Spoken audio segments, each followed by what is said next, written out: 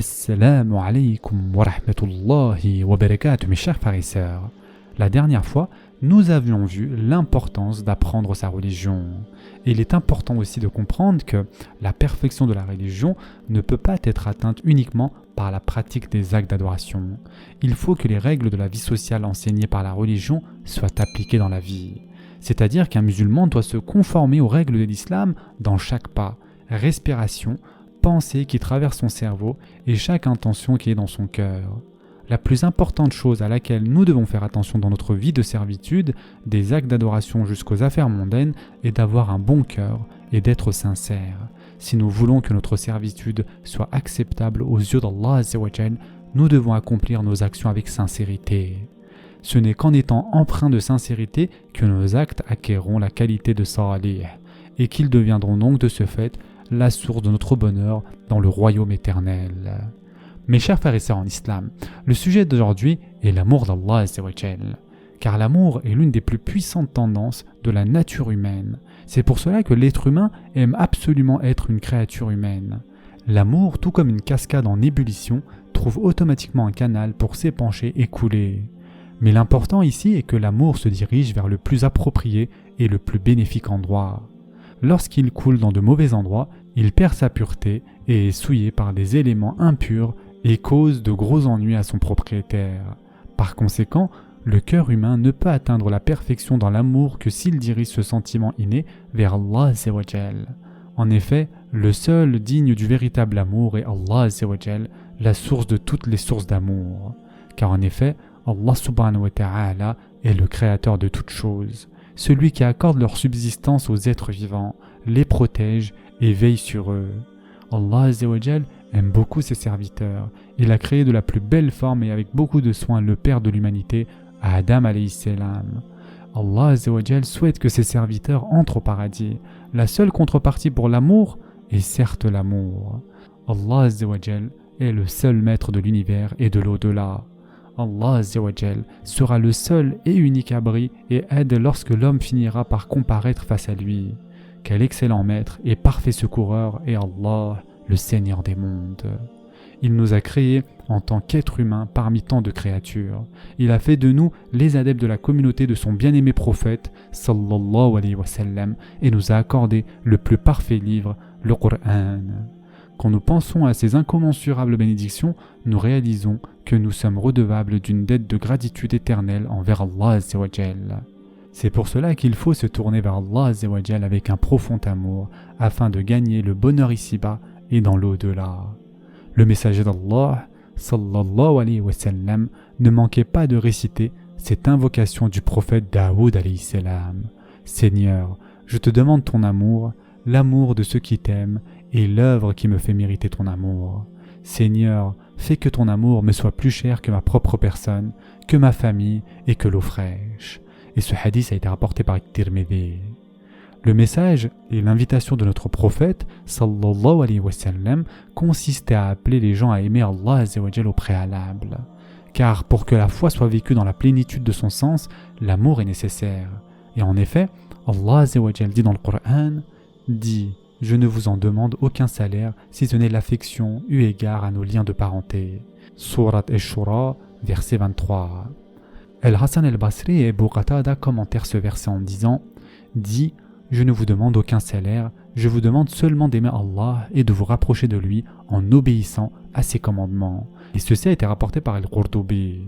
Un autre hadith du prophète sallallahu alayhi wa sallam confirme l'exactitude de cette explication. En effet, le prophète sallallahu alayhi wa sallam a dit « Je ne vous demande aucune contrepartie pour les preuves claires et la guidance que je vous ai apportées en tant que prophète. Je ne vous demande que d'aimer Allah et de vous efforcer à vous rapprocher de lui en obéissant à ses ordres. » Et ce hadith a été rapporté dans le Musnad de l'imam Ahmed. Il ne faut pas oublier, mes chers frères et sœurs, que toute affirmation a besoin de preuves pour prouver son bien fondé. Les affirmations qui ne peuvent pas être prouvées ne sont que de vains mots. La preuve et le signe de l'amour d'Allah Azza wa Jal sont le fait d'accomplir les devoirs minimaux de servitude qu'il a rendus obligatoires avec une grande crainte. Et puis ensuite, il faut essayer de multiplier les actes d'adoration surérogatoires et les bonnes actions simplement par amour et affection pour Allah Azza wa Jal. Les gens qui aiment Allah Azza wa Jal ne l'oublient jamais, parce que les amoureux n'oublient jamais leurs proches et ils ne les abandonnent jamais. Le messager d'Allah, sallallahu alayhi wa sallam, a dit « Le signe de l'amour d'Allah est d'aimer le dhikr, c'est-à-dire le rappel d'Allah. » Et ce hadith a été rapporté par As-Suyuti. En fait, la plus importante occupation d'un serviteur consiste à se souvenir de son Seigneur. Rien ne doit l'empêcher de se souvenir de son Seigneur. Et en effet, Allah subhanahu wa ta'ala dit dans le Coran « Ô vous qui avez cru, que ni vos biens, ni vos enfants ne vous distraient du rappel d'Allah. Et quiconque fait cela, alors ceux-là seront les perdants. » Surat al-Munafiqun, verset 9. Mes chers frères et sœurs en islam, l'amant n'hésite-t-il pas à sacrifier tout pour le plaisir et le bien-être de sa bien-aimée? Cependant, mes chers frères et sœurs en islam, certes, il n'est pas facile pour une personne d'atteindre soudainement l'amour d'Allah Azza wa Jal. La façon d'y parvenir est d'aimer ce qu'Allah Azza wa Jal aime et de détester ce qu'Allah Azza wa Jal déteste. En d'autres termes, aimer ce qui mérite d'être aimé et détester ce qui doit être détesté, s'éloigner de ceux qu'Allah Azza wa Jal déteste en les détestant est la première étape pour s'élever vers l'amour d'Allah subhanahu wa ta'ala. La seconde étape réside ensuite dans le fait d'aimer notre prophète sallallahu alayhi wa sallam. Puis la troisième marche est d'aimer les amis d'Allah azza wa jal. Et enfin, il faut aimer ses frères en religion. Comme nous l'avons dit donc, après l'amour d'Allah azza wa jal vient l'amour pour le prophète sallallahu alayhi wa sallam. Allah azza wa jal a conditionné son amour et son pardon à l'obéissance à son bien-aimé. En effet, c'est ce que Allah azza wa jal dit dans la sourate Ali Imran, verset 31. Pour pouvoir obéir comme il se doit au prophète sallallahu alayhi wa sallam, il faut l'aimer plus que toute autre chose, car une personne prend en exemple et imite celui qu'il aime. En outre, il existe de nombreuses autres raisons d'aimer le messager d'Allah sallallahu alayhi wa sallam.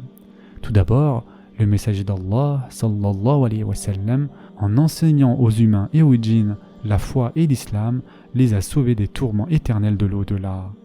Le prophète sallallahu alayhi wa sallam a enduré des épreuves, des difficultés et des douleurs qu'aucun être humain n'a jamais endurées, afin de montrer à sa communauté le droit chemin. Le prophète sallallahu alayhi wa sallam est plein de compassion et de miséricorde envers nous, les croyants. Il aime tellement sa communauté qu'il supporte difficilement de nous voir subir la moindre souffrance. En effet, Allah azza wa jal le signale dans la sourate At-Tawbah, verset 128. Le prophète sallallahu alayhi wa sallam est une personnalité exemplaire et idéale en termes de servitude envers Allah azza wa jal. Le prophète sallallahu alayhi wa sallam est une source de miséricorde et de guidance pour toute l'humanité et même pour toutes les autres créatures de l'univers. Et en effet, Allah azza wa jal dit dans le Coran: Ô messager d'Allah, nous ne t'avons envoyé que comme miséricorde pour les mondes. Surat Al-Anbiya, verset 107. Ce sera tout pour aujourd'hui. La prochaine fois, Inch'Allah, nous verrons l'amour des compagnons pour le prophète sallallahu alayhi wa sallam. En attendant, prenez soin de vous mes chers frères et sœurs et à très prochainement, Inch'Allah.